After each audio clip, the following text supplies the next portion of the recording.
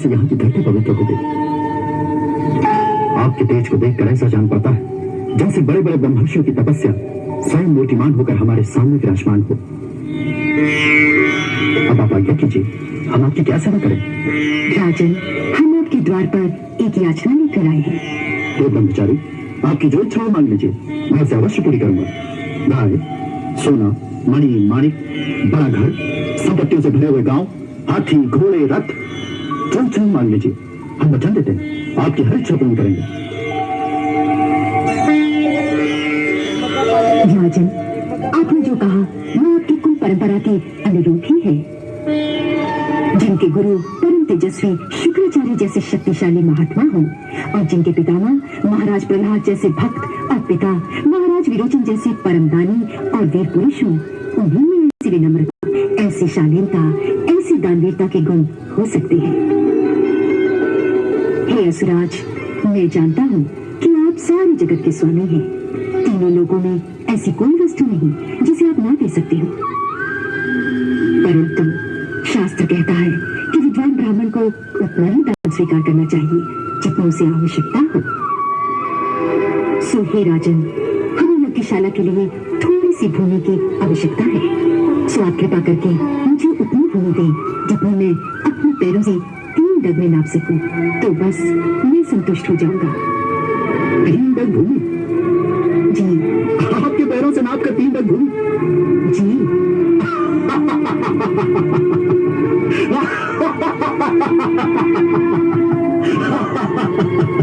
ब्राह्मण कुमार, बातें तो बूढ़ों जैसी करते हो, परंतु बुद्धि बालकों जैसी ही है। आप नहीं जानते, अपने इन छोटे छोटे पैरों से केवल 3 डग भूमि मांगकर आप राजा बलि का उपहास कर रहे हैं। हम तीनों लोगों के एकमात्र अधिपति हैं। हम सप्तद्वीप नवखंड आपके चरणों में समर्पित कर सकते हैं।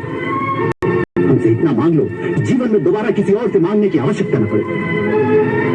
हमारे सामर्थ्य अनुसार मांगो ताकि तुम्हारी सब कामनाएं पूर्ण हो जाएं। संसार में सब कामनाएं किसकी पूरी होती है राजन? मनुष्य जितना पाता है उतनी उसकी तृष्णा बढ़ती जाती है। आपके पास सारी धरती है, उससे क्या आपकी कामनाएं तृप्त हो गई? नहीं, आपको अब स्वर्ग का अधिपति बनने का लोभ है। सो लालसा लोभ जितना बढ़ाओ उतनी बढ़ती जाती है। शांति मिलती है केवल संतोष से। इंद्रियों और कामनाओं को वश में रखकर जो संतोषी होगा वही जीवन में तृप्त और आनंदमय होगा। सो हे राजन, मैं आपकी दानवीरता का सम्मान करते हुए अपने लिए केवल 3 पग धरती मांगता हूँ।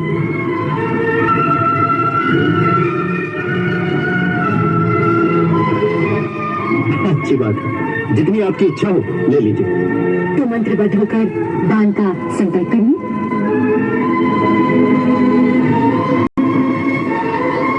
राजन, ये आप क्या करने जा रहे हैं? जिन्हें आप सामान्य बटुक कुमार समझकर 3 पग धरती दान करने जा रहे हैं, वो देवता का काम बनाने के लिए अदिति के गर्भ से जन्म लेने वाले स्वयं अविनाशी भगवान विष्णु है।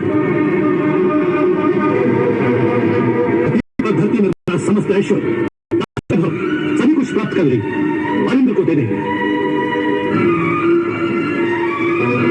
ये दैत्य जाति पर बहुत बड़ा अन्याय होगा। सुनो राजा, ये विश्व रूप विराट पुरुष एक पग में पृथ्वी और दूसरे पग में स्वर्ग को नाप लेंगे, और तीसरे पग को आप कहां स्थान देंगे? अपना वचन पालन न करने के पाप से आप नरकगामी बन जाएंगे। और वैसे भी आपको अपनी संपत्ति से केवल 5वां भाग ही दान करने का अधिकार है, क्योंकि शास्त्र कहता है कि मनुष्य अपने धन को 5 भागों में बांट दे। एक धर्म के लिए, एक यश के लिए और एक धन की अभिवृद्धि के लिए व्यापार में लगा दे। एक भोगों के लिए रखे और एक स्वजनों की सहायता करने में लगाए। विद्वान लोग उस धन की प्रशंसा नहीं करते जिसके पश्चात जीवन निर्वाह करने के लिए कुछ बचे ही नहीं। इसलिए मैं कहता हूं कि अभी आपने दान का संकल्प नहीं किया, इस प्रकार की मूर्खता करने से आपका सारा प्रभुत्व नष्ट हो जाएगा। इसलिए ऐसा प्रमाद न करें सुरेश्वर, अन्यथा जिस फल को पाने के लिए मैं आपसे 100 यज्ञ करा रहा हूं, वो सारा फल तो ये ब्राह्मण छल से ले जाएगा।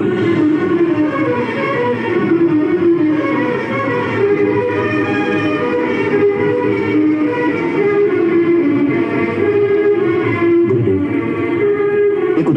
करुणाशील मनुष्य किसी अपात्र याचक की कामना पूर्ण करके यदि दुर्गति भोगता है तो दुर्गति भी शोभा की बात होती है। और यदि ये सत्य है कि स्वयं अविनाशी भगवान विष्णु एक बटुक के रूप में मेरी यज्ञशाला में पधारे हैं, तो मेरे लिए ये गौरव की बात है। हे महर्षि, वेद विधि के ज्ञाता आप लोग जिन भगवान विष्णु का आह्वान करने के लिए यज्ञ आदि का अनुष्ठान करते हैं, तब वो कृपा कर दक्षिण देते हैं। ऐसे भगवान विष्णु द्वारा साक्षात याचना करने पर मैं कैसे पीछे हट सकता हूँ? क्षमा करें महर्षि, मैं वटुक ब्राह्मण की इच्छित धरती अवश्य दान करूंगा, अन्यथा मेरे कारण कीर्ति धूमिल हो जाएगी। परंतु राजन, क्षमा करें महर्षि, मैं प्रहलाद का पौत्र हूं और एक बार देने की प्रतिज्ञा कर चुका हूं। अब एक ठग की भांति दिन के लोभ से इस ब्राह्मण से कैसे कह दूं कि मैं नहीं दूंगा? धरती कहती है कि वो सब कुछ सहने में समर्थ है, परंतु झूठे मनुष्य का बोझ वो भी नहीं सहन कर सकती। इसलिए भगवान, मैं वचन देकर झूठा नहीं होना चाहता।